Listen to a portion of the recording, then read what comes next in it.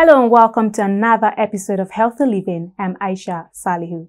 On today's edition of the program, we're talking about the mouth, or better still, oral cavity, as a speech channel that most often than not is accompanied with bad breath, also known as halitosis. Bad breath is estimated to affect 1 in 4 people globally. The most common cause of halitosis is bad oral hygiene. This can be embarrassing and in some cases may cause anxiety. It's no wonder that store shelves are overflowing with gum, mints, mouthwashes, and other products designed to fight bad breath. But many of these products are only temporary measures because they don't address the cause of the problem. Let's meet with a dentist, Dr. Hajara Saleh-Bade, who will enlighten us on the causes, treatment, and preventive measures of halitosis.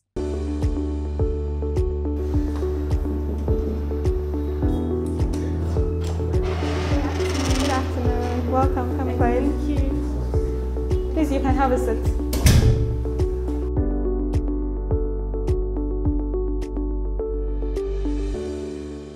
Halitosis is like an unpleasant or a foul, offensive odor that emanates from the oral cavity. When I say oral cavity, I mean the mouth. So this odor emanates from the mouth and it smells very, very bad. We have so many causes, and these causes are divided into 3. It's either pseudo halitosis, or it's genuine halitosis, or it's temporary halitosis. So they are like classified into 3. The pseudo halitosis is just like a psychological halitosis. The patient or the person will come to the clinic and say, I have halitosis, but it's actually not there. It's only the patient that thinks they have the halitosis, but they don't have it. It's like, we call it halitophobia. Yeah.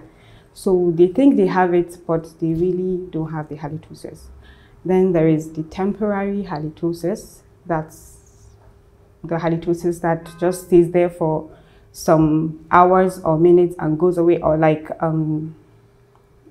early morning breath. You know, it's usually smells bad.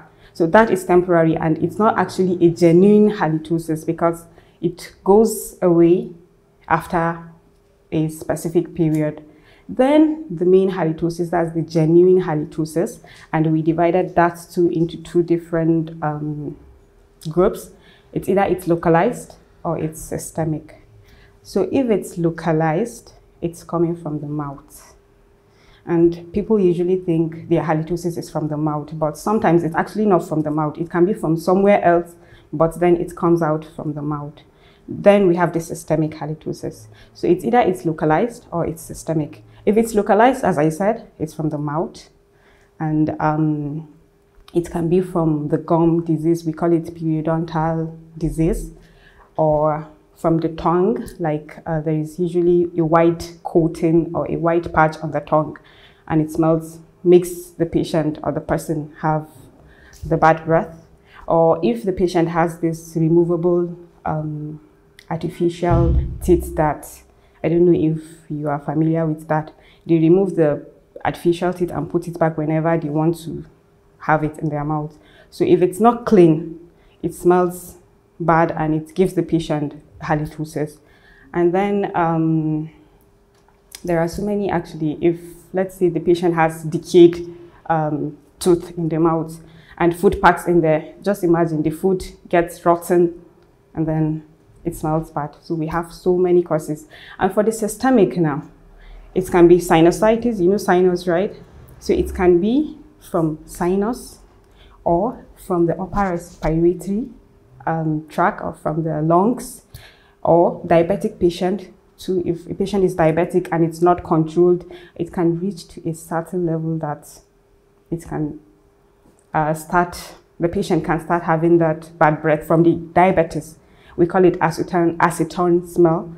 And patient with severe liver disease or kidney disease too, like end-stage kidney disease, can also have that halitosis. And the smells, if a doctor or a dentist is very, very professional and is very experienced, from the patient opening or talking to the doctor, they can spot diagnose the kind of, like there was a time my senior doctor saw a patient and the patient came with halitosis.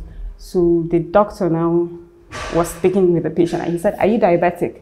The patient now said, "No, I'm not diabetic." He said, "I think you're diabetic, like, but let's take a lab test and see and confirm it." So the test came out positive that the patient is diabetic, but he didn't know, so it was not controlled and it got severe that he started having the acetone smell. And also we have patient with ulcer, gastric ulcer or gastroesophageal reflux disease. That's the gas from the stomach coming up and coming out from the mouth. It also smells like poop. Yeah. And for kidney end-stage disease, it smells like urine. So there is a way we can differentiate them, but usually we have to make some lab tests to be sure of where the odor is coming from. So how long does halitosis exist in a patient? How long does it last? The halitosis actually depends on the type first. Which type of halitosis do you have? The type depends on how long it's going to last. Let's say you take garlic now. You have halitosis for the period of that garlic being in your system. So as long as that garlic is there, you have halitosis. But if it goes out of your system, you immediately you become free from the halitosis. And if it's from, let's say, the diabetic acetone bad breath, it has to be controlled, right? So it's usually from the course. The duration depends on the course of the halitosis. If it's the early morning bad breath, you brush immediately and it goes away, since that one is a kind of physiologic halitosis, not pathologic. It's not from a disease. And how can this medical condition be diagnosed? So for diagnosis, we have two different types of diagnosing it. It's either we do the objective test or we do the subjective test.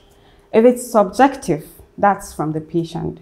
And whenever you want to be sure that you have halitosis or you don't have halitosis, you can just do the test at home before even coming to the dentist.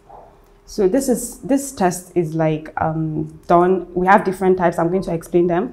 The first one is self-assessment. The patient will cup their hands like this, then breathe out from their mouth, and then inhale through their nose. So if it smells bad, that means you are probably having a type of halitosis. And if it doesn't smell bad, that means it's not. Then there is the wrist lick test. So the patient extends their wrist like this, and then they will now lick the front of their wrist, and then wait for 5 seconds. After 5 seconds, they will bring their wrist to at a distance of 3 centimeters and smell it. If it smells bad, that means there is halitosis. And there is the spoon test. You get a spoon, you scrape your tongue and wait for 5 seconds, and then you smell it at a distance of 5 centimeters too. And there is a floss. You know floss, right? So you can use a floss and try and clean interdental between your two teeth, in between. After cleaning, you bring it out and you smell it. So if it smells bad, that means there can be a sign of halitosis, and if it doesn't, then you're free. And in the clinic, we have so many types that we do here in the clinic. We have the organoleptic. We have the organoleptic test. We have gas chromatography. We have Banner test. We have saliva incubation. We do them in the clinic. I'm not going to explain them in a deep. I'm not going to go deep into that, but I'll just take the organoleptic test because the examiner will not use anything. He will just sniff the patient's breath, and if it smells bad, then he can now know according to the severity of how he can tolerate the smell.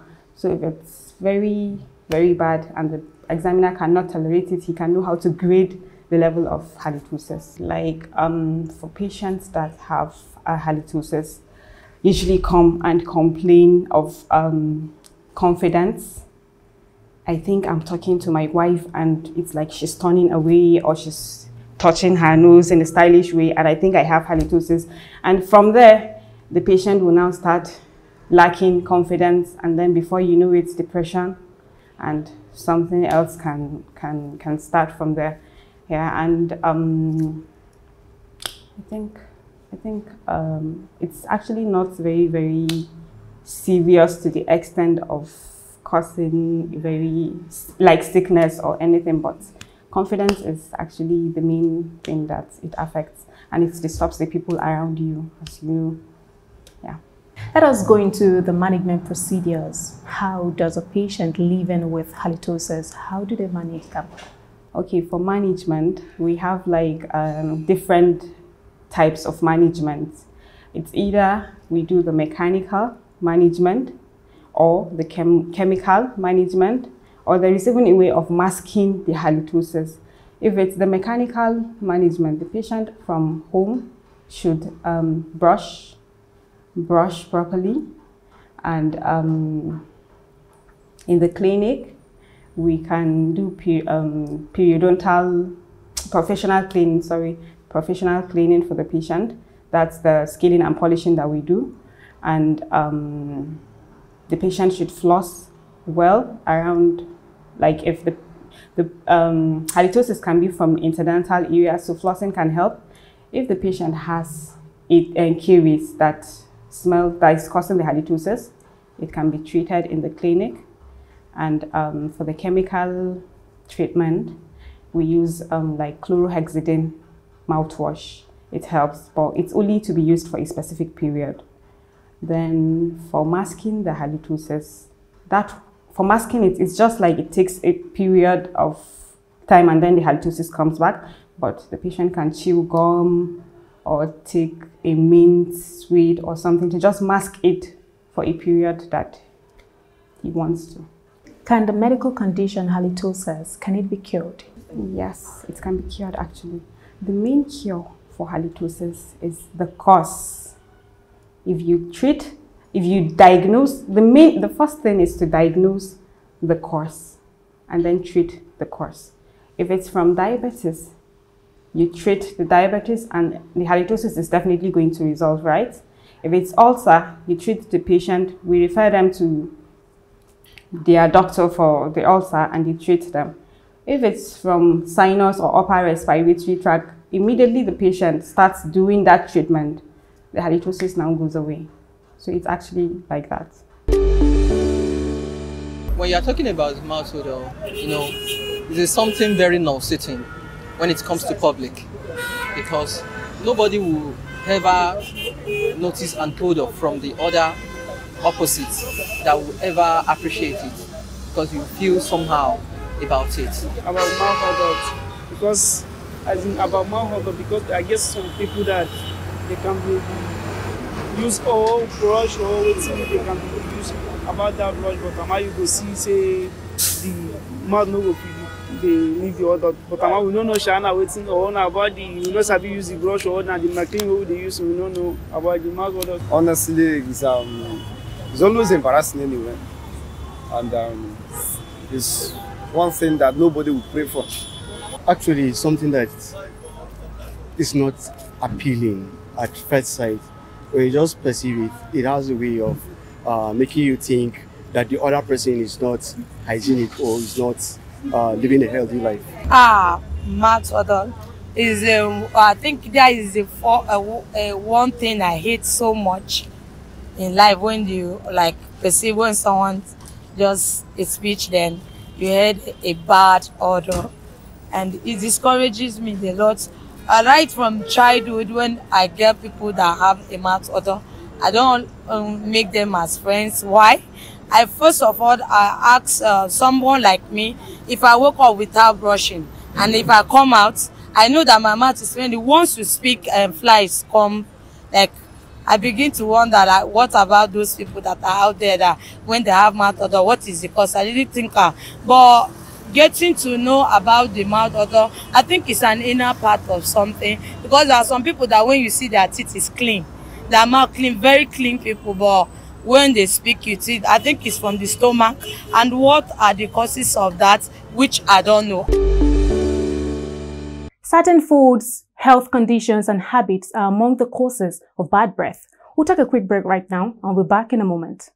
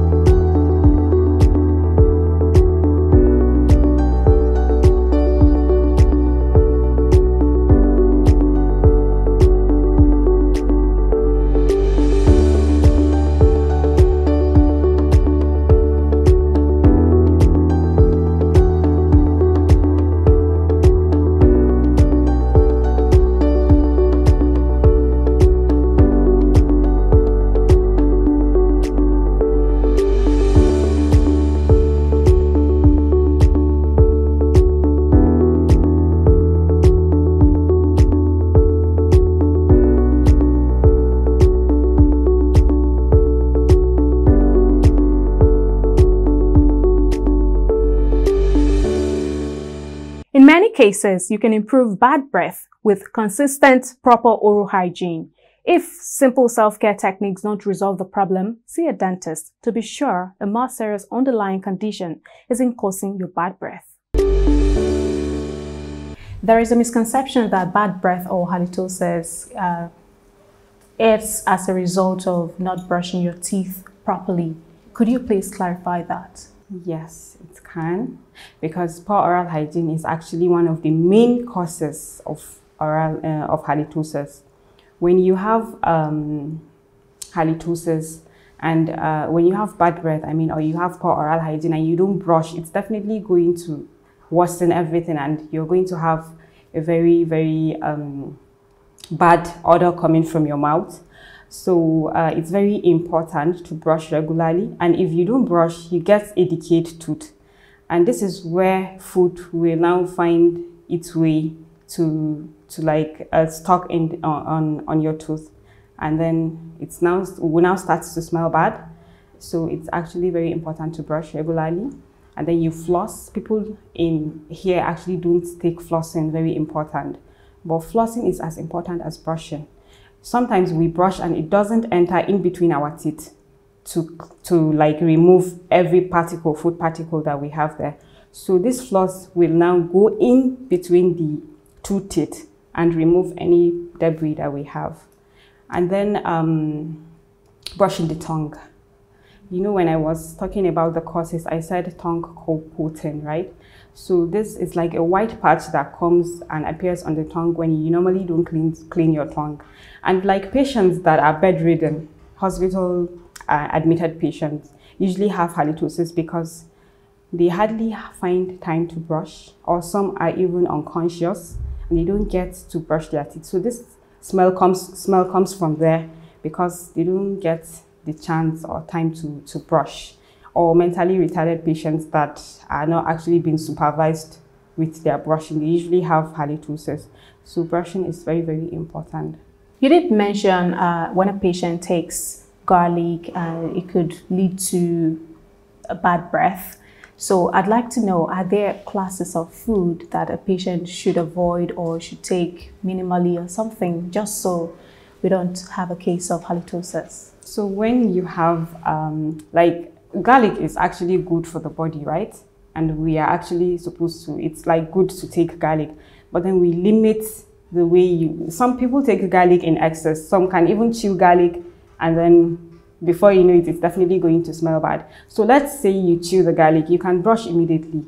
even though it's going to be in your system, but it's going to be less severe, or the halitosis is going to be masked at least compared to when you don't brush immediately. And patients that smoke or take alcohol, they all have bad breath from that, or onions too sometimes do that. So we have so many foods that actually can cause halitosis, but immediately after taking them, you can brush to just reduce the quantity of the spice that you have in your mouth, at least, than for it to be worse. And then vegetables, like carrots, help with good breath. So you can actually be taking all these kind of vegetables and fruits. You know, orange and all this pineapple smells very good, right? So that's why we are advised, one of the reasons why we are advised to take fruits and vegetables. So it will like balance the whole thing. You take garlic and then you take fruits, and it's like balances it. So is it true that the tongue harbors a lot of bacteria and it causes bad breath? Yes, it can, but it's like every part of the body. We have the good bacteria and we have the bad bacteria, right? So when we have the good bacteria, they are actually there in the mouth and they are there to protect the mouth. But when they get to multiply and you eat so many like type of food that can complicate or cause this halitosis, they tend to multiply, and it's actually left for your body to keep the good bacteria in the mouth. You brush and brush thoroughly to remove everything. The good bacteria are actually there. Like, you cannot completely remove them. They are there in the body and they are in your mouth. So it's actually not something you should be concerned about in like, I'm scared, maybe I'll remove the good bacteria. No. But just good thing that you're supposed to do is to brush regularly, like twice in the morning and in the evening, and everything is going to be fine. So let's talk about brushing of one's teeth. What are the procedures? How regular should one brush their teeth, and how often, and how long should one use their toothbrush? What kind of toothbrush and all of that? Yeah, that's very good actually, because people don't know that they are supposed to change their brushes after at least a minimum of 3 months and a maximum of 6 months. But there was a message I got actually that somebody was asking if, like, how many times, like after how many years should he change his toothbrush? Like, people still do that. There are some things that you think actually everybody knows about, but people don't really know much about all that. So you have to change your brush after every like 3 to 6 months. For the type of toothbrush, we prefer soft or medium bristled toothbrush. Hard toothbrush is not advisable actually, because it can wear off your tooth surface and even injure your gum. So it's now, before you know it, you will now start having sensitivity because you've like, it's like you're filing or wearing off the tooth surface. Yeah, we usually tell the patient to find like one confidant that he trusts. If he's married, maybe his wife or a sibling or parent, somebody that at least he knows they won't shame him for that.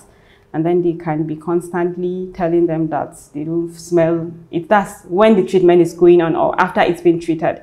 They can tell him that they don't feel or they can't smell the bad breath anymore. And if it's actually so serious that the patient has gone into depression because of that, we can refer the patient to a psychologist. But actually, it's just to convince the patient and let them know. They can even try all the methods that I say. And if they don't have it, they will definitely know that the halitosis is not there. So confidence will now be restored. So how can we prevent halitosis? If you want to stay away from halitosis, you brush twice daily. You floss regularly, at least once daily. Then you visit your dentist for checkups at least twice in a year. So we can see if you start having, if you have any like caries or any decay, we can treat that immediately. Or if we see something, we can let you know immediately. And then when brushing, you should brush your tongue, like find time and take a specific like period of time when brushing for your tongue. And then use fluoridated toothpaste. That's also good. And then you can use mouthwashes. You can consider using mouthwashes, but for a specific period, as I said. And I think for now that's all. And there are things that one needs to do to curb it, you know, by visiting dentists, doing normal things, taking proper hygiene, go places and buy some stuff like a mouthwash. We have them all sort of like that, and before you know it, you get rid of this thing instead of it tarnishing your image or people avoiding you as a person. To me, I think it's more of not taking an adequate care of your dental, your teeth, and maybe allowing the ruminant of the food you eat to remain more than necessary in your teeth. And these can be a major cause of mouth odor. Basically, I think there are different causes, but some might be hereditary, and others might be as a result of bacteria, and others might be as a result of poor hygiene, lack of maybe common brushing their teeth in the morning, or sometimes even just rinsing the mouth after eating. If we can have cure, I think maybe mouthwash, because I've already given, there is one person I've met before that has mouth odor, that when I got a mouthwash and stuff, and I gave the person, but when the person used it, the thing repeated like himself, and I think maybe something in that part. I think I always ask what is the cause. I've never gotten an answer, but why I know that is because maybe I thought my own thinking, I thought maybe you eat congestive food and things that are not really good, and then when you cannot pass it, then it comes through the mouth. Research has shown that there is an association between the health of a person's mouth and their overall health. However, experts consider oral health problems to be a global health burden. Without treatment, halitosis can dampen one's self-confidence, which may affect a person's work, school, or personal life.